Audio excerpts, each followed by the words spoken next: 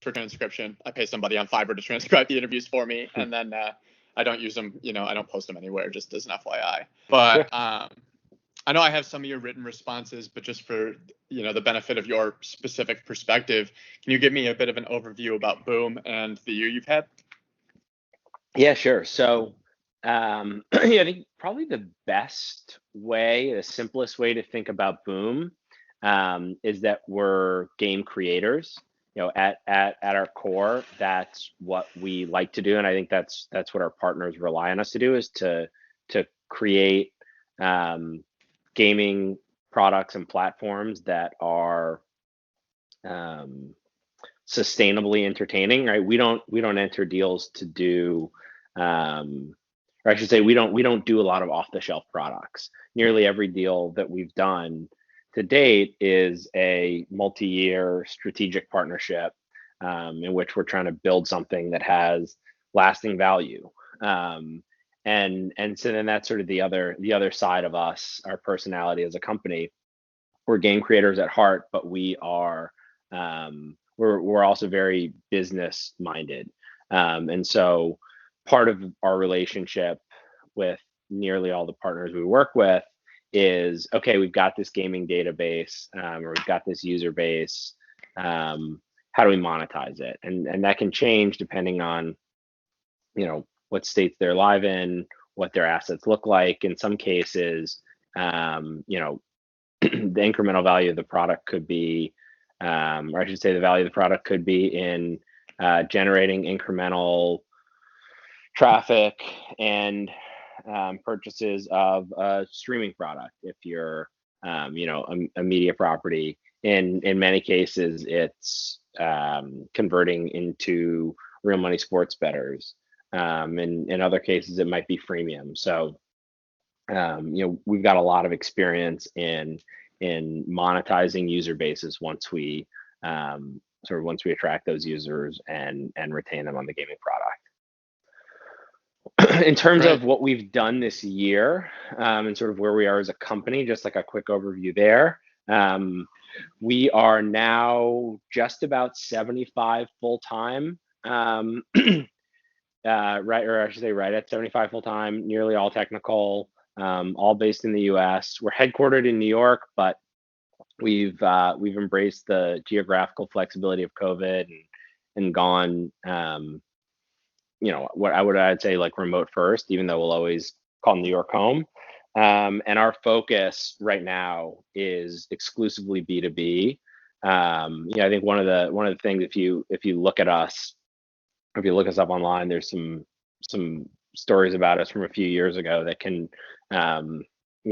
potentially be a little bit confusing. But our focus as a company is powering the biggest winners in the B2B space, and we look at the industry, and we see a lot of really smart, well capitalized companies competing for market share, and we see a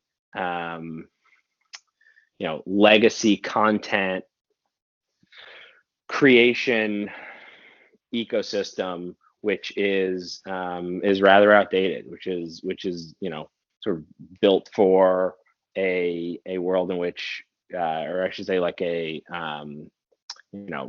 physical first world, and we see a real opportunity to do what I said, create great games that we can monetize with our partners, whether that's free to play, or real money. So one of our other big focuses this year has been on building that side of the business. So up until now, nearly all of our revenue has come from free to play.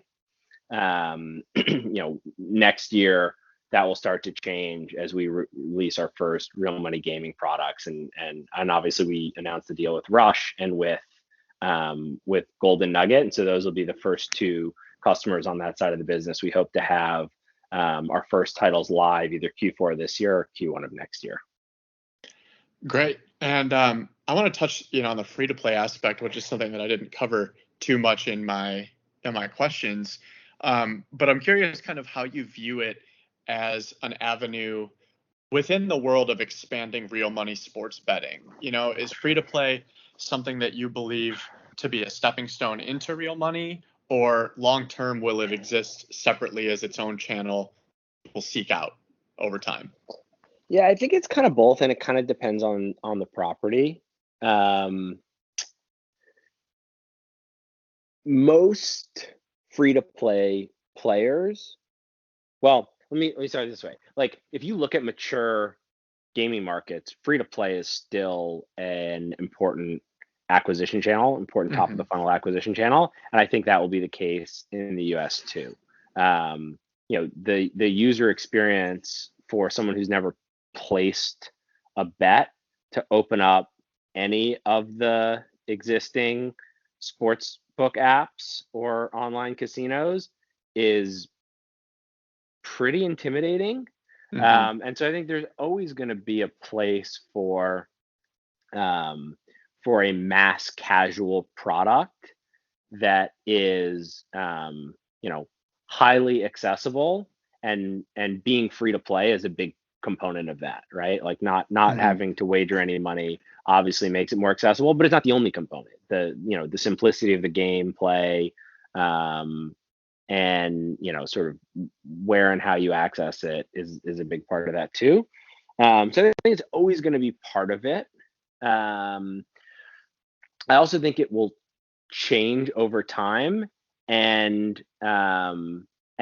different users are going to sort of be served differently by it. I would expect that most players will right. The most easy example is freemium gaming. You've got right, most freemium players never convert to paying customers.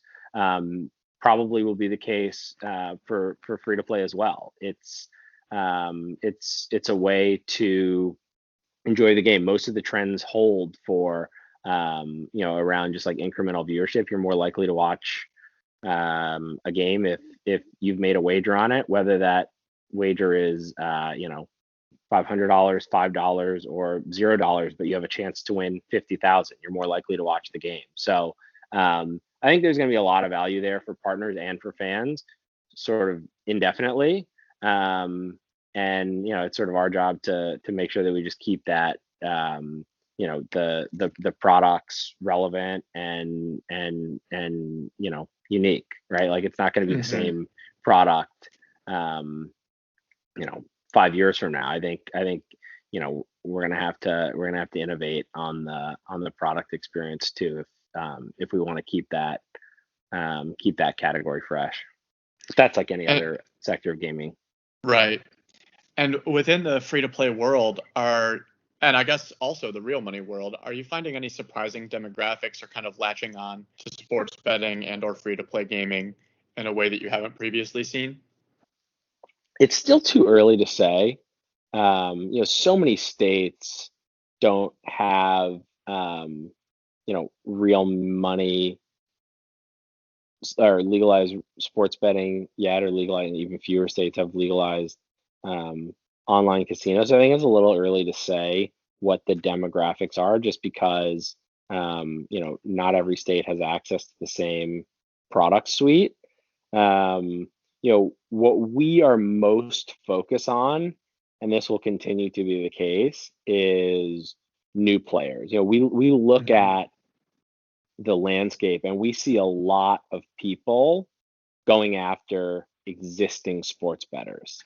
I think with the product and the marketing, obviously they want new players. Everybody wants new players. But I don't think anyone is doing a particularly good job of courting new players, because I don't think new players are as likely to respond to an experience that most would agree is fairly intimidating and has a fairly high sort of burden to entry, in the sense that it's a new category. And so we are constantly thinking about how do we get someone who's never played before, someone who's never bet before, to download one of our partner apps or place a bet. That's sort of where we focus. We often joke like, our job is to get our parents to place a bet, or our Hmm. parents to play the game because they've never played a predictive sports game before, but they like sports. So that's how we think about our demographic is sports fans that have never placed a bet. And to the extent that you can share, figures or just general concepts, what is your user acquisition cost? And depending on what it is it a barrier? Is it sustainable? So one of the reasons we've done the deals that we have, is so that we don't have to rely on paid acquisition. So our model in most cases, this is the case for our deal with Penn, our deal with NBC, our deal with MSG Networks. We partner with people and properties who have audiences Hmm. and want a great product that will retain users. And so the sort of the bargain that we have is you promote the product and you acquire users and we'll keep them, right? We'll give them a product experience that's fresh and entertaining, and retains them and ultimately monetizes them. But we're working with partners that have owned media channels that they can use to promote and acquire customers. In some cases, they'll use paid marketing, but in most cases, they won't, right? NBC Hmm. has obviously a ton of inventory. Same goes for MSG Networks. Penn via Barstool and their sponsorship with NASCAR has a ton of owned inventory. So it's rare for us to do paid marketing. Gotcha. Um, so kind of shifting gears into the legalization piece, we obviously have a few dozen markets live, or on the precipice of going live. Are there any in particular that you see coming down the near mid future that you're excited about in particular? I don't spend a lot of time um, watching those. Yeah, I'm not like tracking the Hmm. congressional, the state congressional hearings. Lucky um man. I mean, certainly we're aware of it and certainly we're Right. keeping an eye on it, but for us, it's like at this point it's pretty uncontroversial that you know it's going to be most everywhere soon enough.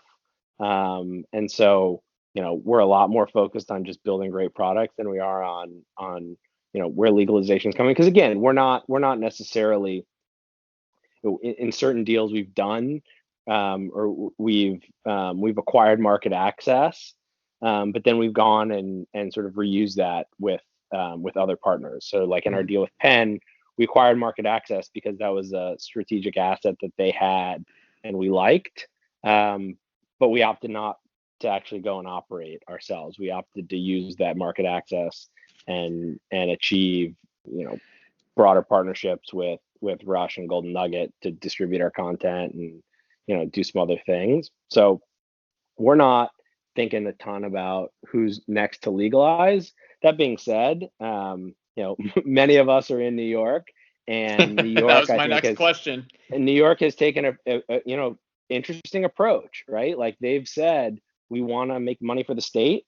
There are certain states that have, or there are a handful of states that have, I would say, executed that poorly. There are other states that, have sort of taken the approach of wide open competition to varying degrees of success. So I'm really curious to see what happens in New York, and how they structure this thing. Obviously, the bids were due a couple, I guess, a month or so ago now. So I'm just curious as like a observer of the industry to see how they do this, because I think there's probably a bunch of other states that are watching, and then further down the line, the big ones. And this, when you talk about free to play, is something that's quite relevant, right? I should say this is where it crosses over with free to play in the sense that there are some big prizes out there that don't have much legislative momentum, Mhm. namely California and Texas, which are going to be massive dominoes to fall if and when they do. And there's a real opportunity right now for properties that have audiences there, to build user bases with free to play, so that when those states come online, you've got a head start and really valuable strategic asset, to use, whether you're an operator or if you're a property to partner with an operator, right? Everyone's going to come in at that point and be looking to acquire users. And if you can say, we've got 500,000 people playing a free to play game, that's a really, really valuable asset, for any operator that wants to come into that state. Along those lines, my next question would be, is there a specific type of market structure that you've seen that lends itself well to the sports fan, converts to free to play, possibly converts to real money sports betting pipeline? I think it's so asset dependent. The biggest thing that we found is that it has to be authentic. Like if you just, throw up, put a boilerplate game with a rescan, the conversion, the results are going to be sort of what you'd expect. If you do something that's really authentic, and especially if you do something that's authentic and there's not a ready substitute. So I'll give you an example. Barstool does this the property is called Rough and Rowdy. Are you familiar with it? I've heard of it, yes. Yeah. So it's like essentially like backyard brawl boxing. Mm-hmm. And so that it's not, there's no legalized betting on those fights. But we've created a really fun free to play game around it, which is then integrated into the broadcast. And we talk about who's still got a chance to win the jackpot. And there's some fun content in the app around it. We've done a similar thing with their property that they created called Stool Streams, which is effectively Office Olympics sort of property where they're playing Jenga and ping pong and cornhole in the office, and we're even live streaming that into the app. Like those products have outsized performance relative to the audience, because they're unique and endemic to the content. So I'd say that's kind of the like, North Star for us is making gaming content that's endemic to the sports content, or whatever we're working with. And then in terms of conversion to real money, it's so user specific. So we've built an ad service in-house and a campaign manager that we use to do user level targeting, which is obviously geolocated. So you're only seeing ads if you're in a state where sports betting is legal. And so, a bunch of learnings there, but nothing really sort of widely applicable. It's really based on the user, right? Is this Mm-hmm. a user that plays in the NBC Sports Premier League Pick'em contest, but nothing else? If so, it makes a lot of sense to show them, real money betting promos for other soccer matches. If they are, someone who is only ever playing the golf game, obviously you're gonna promote real money bet types accordingly. So that it's all driven by user behavior, but that's kind of a high level example. Perfect. And I want to touch briefly before we wrap things up on that authenticity piece, which you kind of touched on with the Barstool insights. What makes sports content, whether free to play or real money, authentic to a user? How do you mean? Can you try and rephrase that? I guess when if I'm signing in to play a free to play pick'em game or a or bet on sports, you say that you want to create authentic experiences. What does that mean for Boom? What what makes something authentic versus what makes it feel fake, I guess is the question. Yeah. So I think the like, it's really about having it, like, if you're a fan of something, Mm-hmm. you're going to be able to sniff out something that is Trying to fake it. is templated Right. and is boilerplate. And so if you log into you know you know an NBA pick'em game, and you know that you know a star player is sitting that night and they're still available to be selected, that's an inauthentic experience. Right. If the live tracking is behind the TV feed by, several minutes, that's an inauthentic experience. So I'm using that term broadly. In a lot of cases, Mm-hmm. it means, do we have question types that are, kind of fun and make sense for the sport, like in something like, a rough and rowdy. But it also just means, um, is the product quality high? Is Right. it timely? Is it relevant? Um, Is it backed by knowledge? is it backed by knowledge? And is it backed by the rights? Like, one Right. of the things, I'll give you another example where I think authenticity has been important. Like our Premier League Pick'em game with NBC is the same talent, so the same hosts greet you in the app that do the studio show. So Rebecca Lowe does the how to play video. So you're watching the the EPL pre-show, the broadcast, and you're seeing Rebecca Lowe and the rest of the analysts talk about that week's games. You'll see an ad for Premier League Pick'em, and you'll go to the app and you'll see Rebecca Lowe there again, and you'll see a segment where the hosts are providing analysis, and so it feels like an extension of the broadcast in the app. Like, that's another example where like authenticity matters, and has led to us converting a pretty incredible percentage of that user base. I think the average telecast in the US for the Premier League gets somewhere between 400,000 and 500,000 viewers per week. Check me on that. But I think that was the last numbers they released. And we've got some weeks, many weeks, over 100,000 people playing that game. So you've got a meaningful share of the U.S. Premier League audience. That game's only available to play in the U.S. That are logging in and making picks every week. I would argue because it's sort of an authentic extension of the broadcast, and it's just simple and fun to play, and you can win money. Perfect. I love it. I'm stopping the recording here because that's pretty much all I had.